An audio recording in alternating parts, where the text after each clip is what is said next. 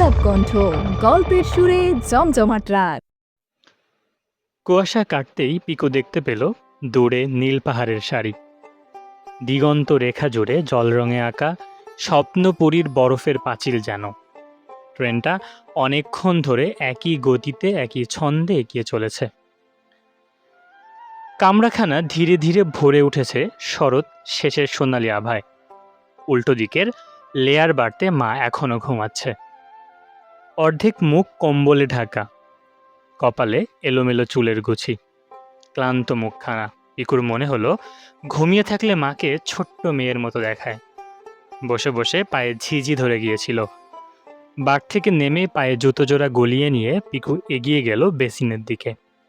কামরার বেশিরভাগ যাত্রী এখনও কম্বল মুড়ি দিয়ে গভীর ঘুমে আচ্ছন্ন। খোলা দরজা দিয়ে হু হু করে ঠান্ডা হাওয়া আসছে।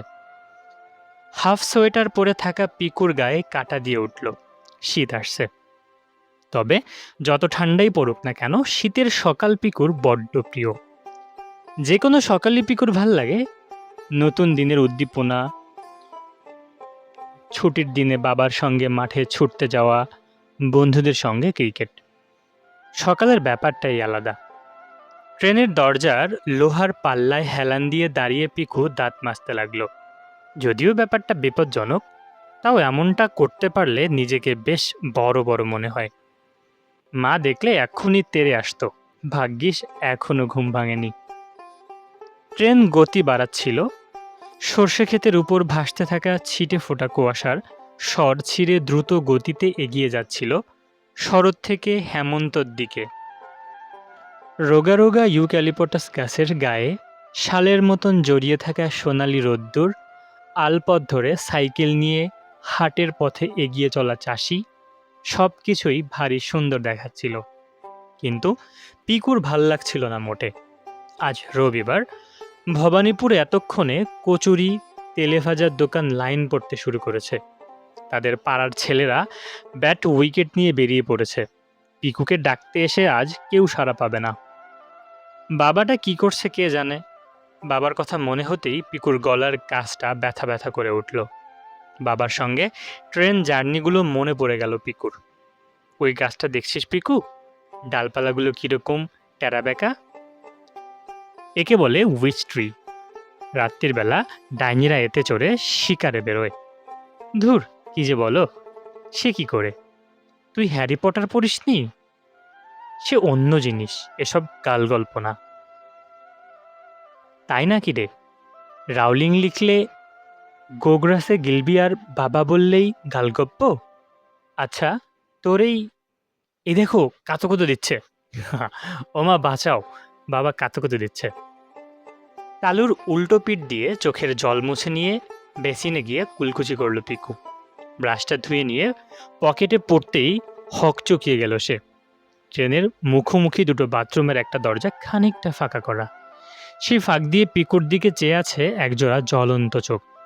অন্ধকার থেকে কে যেন তাকে মাপছে। পিকুর বুক টিপটিপিয়ে উঠল। সে দুপা পিছিয়ে যেতেই খুলে গেল বাথরুমের দরজা।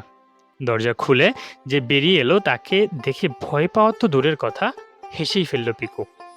হনুমান টুপি পরা এক বুড়ো মানুষ।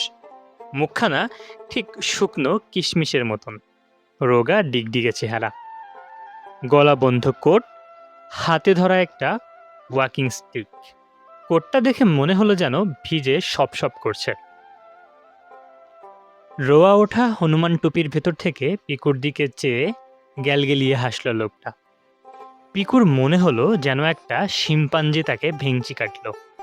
খসখসে গলায় লোকটা পিকুকে বলল, সুপ্রভাত খোকাবাবু। আমাকে দেখে চমকে গেছিলে বুঝি? Good morning. না না, খামোখা চমকে যাব কেন? পিকুর পিছু পিছু এসে তার বার্তের কাছে একটা ফাঁকা সাইড লেয়ারে বসে পড়ল লোকটা। পিকুকেও পাশে বসার জন্য ইশারা করে সে বলল, বসো খোকা, বসো। কি সুন্দর সকাল, তাই না? আহা, মন প্রাণ জুড়িয়ে গেল। এবার তেরে ঠান্ডা পড়বে বুঝলে খোকা। তবে তোমাদের এখন রক্ত গরম। তোমরা কি বুঝবে যত কষ্ট বুড়ো মানুষদের। পিকু একটু ইতস্ত করে মায়ের দিকে তাকালো। মা এখনো ঘুমাচ্ছে। লোকটা পিকুর দৃষ্টি অনুসরণ করে ঘুমন্ত টুপুরের দিকে এক ঝলক চেয়ে নিয়ে বলল, মা বুঝি? না না খোকা, মাকে জিজ্ঞাসা না করে অচেনা অজানা লোকের পাশে বসাটা ঠিক উচিত কাজ হবে না। হাজার হোক ছোট ছেলে তো। কথাটা পিকুর গায়ে লাগলো। লোকটার পাশে বসে পড়ল। আমি ছোট ছেলে কে বলল? এইটের অ্যানুয়াল পরীক্ষা দিয়েছি কদিন হলো। কোটেরে বসা চোখগুলো গোলগাল করে অবাক হওয়া গলায় বুড়োটা বলে উঠল, তা বটে, তা বটে। আমি তো তা জানতুম না। ফস করে একটা ভুল কথা কয়ে ফেলেছি। এইটের অ্যানুয়াল পরীক্ষা দেওয়া ছেলে কি আর হেলা ফেলার লোক? আমার ক্লাসের বেশ কজনের গোঁফ গজিয়েছে। 14 রোলের তো দাড়িও উঠেছে। আমারও হবে কদিন বাদে। পিকু সাফাই দিল। ঠিক ঠিক, দাড়ি গোঁফটা গজিয়ে গেলেই আর পায়কে। তখন খোকা সরিয়ে নিয়ে স্রেফ বাবু বলতে হবে। তা খোকা, তোমরা যাচ্ছ কোথায়? আপাতত মনসাতলা স্টেশনে আমরা নামবো। সেখান থেকে শিমুলগাছা। আহা, শিমুলগাছা! চোখ বুজে ঘাড় নেড়ে বুড়োটা বলে উঠল, আমার জন্মস্থান, আমার যৌবনের বৃন্দাবন, বার্ধক্যের কাশি। এখানেই হয়তো কদিন বাদে খাটে উঠবে। পিকুর হাসি পেল না। বুড়োটার মুখের অসংখ্য আজি আজি বলিরেখার দিকে সে চেয়ে রইল। তা খামোখা শিমুল গাছা যাচ্ছ যে? এ তো দার্জিলিং বা কার্শিয়াং না যে ফুর্তি করতে যাবে। ধুর, ফুর্তি করতে যাচ্ছি কে বলল? শিমুলগাছার নেতাজি বিদ্যাপীঠে আমার মা চাকরি পেয়েছে। আমার মা ইংলিশের টিচার। বুঝলুম। আর থাকবে কোথায়? সেখানে তো কোনো হোটেল বা টোটেল নেই। বাড়ি ভাড়া করেছো বুঝি? আহ, আমার মায়ের আসল বাড়ি এখানেই। মায়ের জন্ম, বড় হওয়া সবই শিমুলগাছায়। সেই বাড়িতেই আমরা উঠব। কথাটা বলেই পিকু ভাবল, একটা অচেনা লোককে এত কথা বলা কি ঠিক হচ্ছে? অবশ্য অনেক সময় চেনার চেয়ে অচেনা মানুষকে মনের কথা বেশি ভালো লাগে বলতে। ও তাই বুঝি। তা এখানে কে কে আছে তোমার? এখন আর কেউ নেই। আমার মা স্কুল শেষ করেই কলকাতায় চলে গিয়েছিল। তারপর আর ফেরেনি। দাদু দিদাও কিছু বছর আগে মারা যান। আমরা সে কথা চিঠিতে পড়েছিলাম। এখনো বাড়ি ফাঁকা। বেশ, হ্যাঁ, ভারী খাসা জায়গা এই শিমুলগাছা। পিকু ফস করে বলে বসল, ধুর, খাসা জায়গা না হাতির মাথা। কোথায় কলকাতা আর কোথায় ধ্যাত্তেরে গোবিন্দপুর। বলে ফেলেই পিকু ভাবল, এই রে, এবার বুড়োটা চটে না যায়। লোকটা বিন্দু মাত্র চটে না গিয়ে চওড়া করে হেসে বলল, ঠিক বলেছ। শিমুলগাছা জায়গা হিসেবে খুব একটা সুবিধের না, অনেক দুর্নাম। একটু চোখ কান খোলা রেখো। হিসেব নিকেশ করে চলতে হয় আর কি। তা খোকা বাবু, তোমার বাবা আসেনি বুঝি? তাকে তো দেখছি না। পিকুর গলা বুঝে এলো। না, বাবা কলকাতায়। কেন, মায়ের সঙ্গে বনিবনা নেই বুঝি? পিকুর মনে হলো তার গালে সজোরে কেউ চড় মারল। মুখে কথা সরল না তার। হাতের লাঠিটা বার দুয়েক মেঝেতে ঠুকে নিয়ে লোকটা বলল, বাপেরা খুব একটা ভালো জিনিসও না, বুঝলে, বড় গন্ডগোলের। ভুরু কুচকে লোকটার দিকে তাকালো পিকু। কোটেরে বসা চোখজোড়া জলজল করে উঠল। তুমি গপ্প শুনতে ভালোবাসো খোকা? তোমাকে একটা গপ্প বলি। এই শিমুল গাছারি গপ্প। তবে গপ্পই বা বলি কিভাবে? একদম নির্জলা সত্যি বলি। হ্যাঁ? পিকুকে হ্যাঁ বা না বলার সুযোগ না দিয়ে লোকটা শুরু করলো। অনেক অনেক বছর আগে শিমুলগাছায় এক সাহেব থাকতেন। গরিব গুরবকে বাঁশ ডলা দিয়ে টাকা কড়ি কামিয়েছিলেন। 5টা গায়ের লোক তার দাপটে থরথরিয়ে কাঁপত। ঘোড়ায় চড়ে যখন সাহেব বেরুতেন, তখন রাস্তার দুধারে সব্বাইকে হেঁট হয়ে সেলাম দিতে হতো, নাইলে গরদান যেত। সে যাগ্গে, সাহেবের এক ছেলে ছিল, বাচ্চা ছেলে, এই তোমারই মতন বয়স হবে। তবে ছেলে ছিল বাপের স্বভাবেরই ঠিক উল্টোটা। ভারী নরম মনের ছেলে। দুর্বলের উপর অত্যাচার সে সইতে পারত না মোটে। বাপকে সে যত না ভালোবাসত, ভয় পেত তার চেয়ে ঢের বেশি। সাহেব শুধু চাষি মজুরদের উপর অত্যাচার করেই ক্ষান্ত হতেন না, নিজের স্ত্রীকেও মদ্যপান করে এসে ভয়ানক মারধর করতেন। সাহেবের কোকানি খেয়ে খেয়ে মেম সাহেবও হয়ে উঠেছিল কাঠখোট্টা আর তিদিক্ষে। হতাশা আর যন্ত্রণা ভুলতে সে দিনভর নিজেকে ডুবিয়ে রাখত মদে। সাহেবের অত্যাচারের বদলা মেম সাহেব সুদে আসলে তুলে নিতে ছেলেটির উপর নির্যাতন চালিয়ে সারাদিন মায়ের অত্যাচারের ভয়ে কাটা হয়ে থাকতো ছেলেটা। রাত্রিরে আবার তার মদ্যপ বাপ বাড়ি ফিরে শুরু করত মায়ের সঙ্গে ল্যাঠালেঠি। ছেলেটা খাটের তলায় লুকিয়ে বসে কানে হাত চাপিয়ে দিয়ে কাঁদত। দিন দিন শুকিয়ে আমসি হয়ে যাচ্ছিল সে, চোখের তলায় কালি, কণ্ঠার হাড় উঁচু।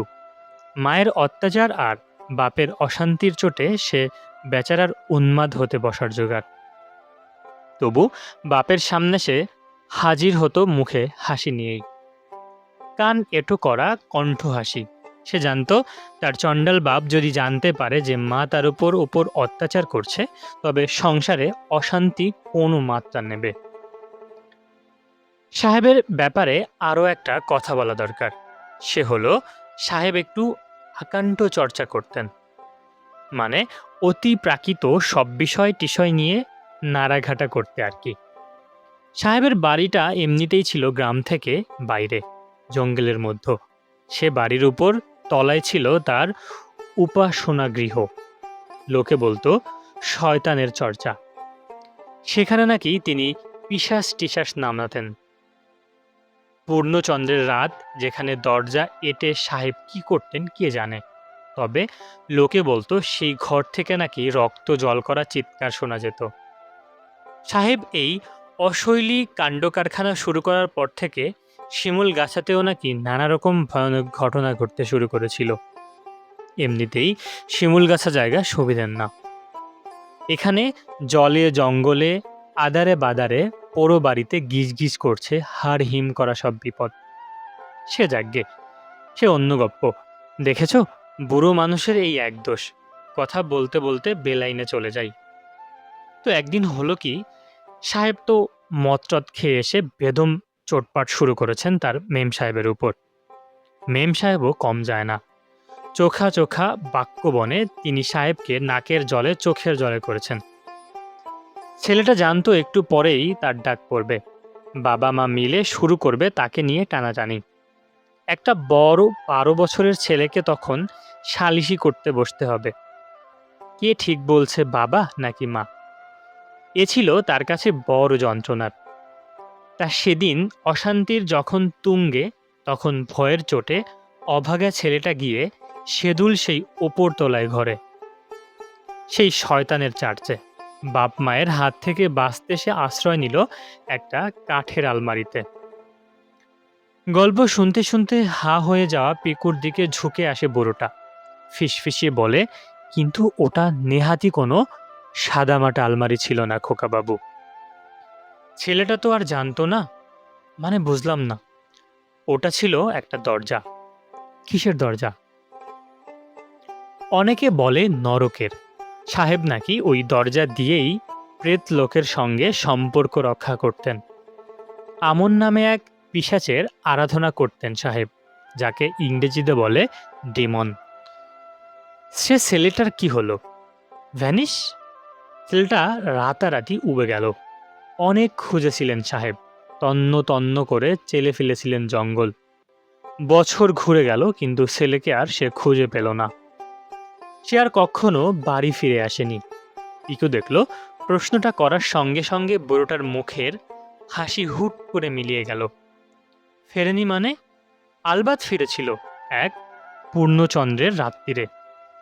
কাঠের আলমারি খুলে বেরিয়ে এসেছিল সে। তবে সে আর আগের মতন ছিল না। তার চোখ, নাক, চামড়া, হাত পা সব অন্যরকম। লোকে বলে ফিরে এসে সে প্রথমেই গিলে খেয়েছিল বাপ মাকে। তবে তাদের খেয়েও তার খিদে মেটেনি।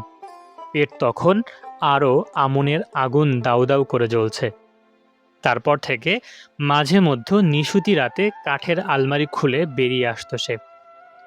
রাতের আধারে হানা দিতে গ্রামে গ্রামে কোনো ছোট ছেলেপুলে একলা পেলেই পিকু আড়ষ্ট হয়ে বসেছিল। ফের কান এঁটো করা হাসিটা ফিরিয়ে এনে বুড়োটা বলল, তবে তা খুব বেশি দিন চলেনি।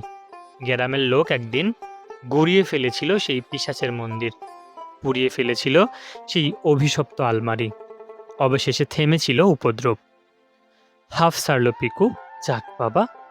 তবে ফিরে এসে এখনো মাঝে মধ্যেই সে আসে। কোনো ছোট ছেলে যখনই একলা বোধ করে, ভালোবাসার মানুষের সঙ্গে যখনই তার দূরত্ব বেড়ে যায়, বাপ মায়ের অশান্তিতে জ্বলতে থাকা বেচারা ঠিক তখনই সে আবার ফিরে আসে। পিকু দেখল বুড়োটার মুখখানা একটা নেকড়ে বাঘের মতো হিংস্র হয়ে এসেছে। কোটরে বসা চোখ দুটো আলো হঠাৎই নিভে গেল দপ করে।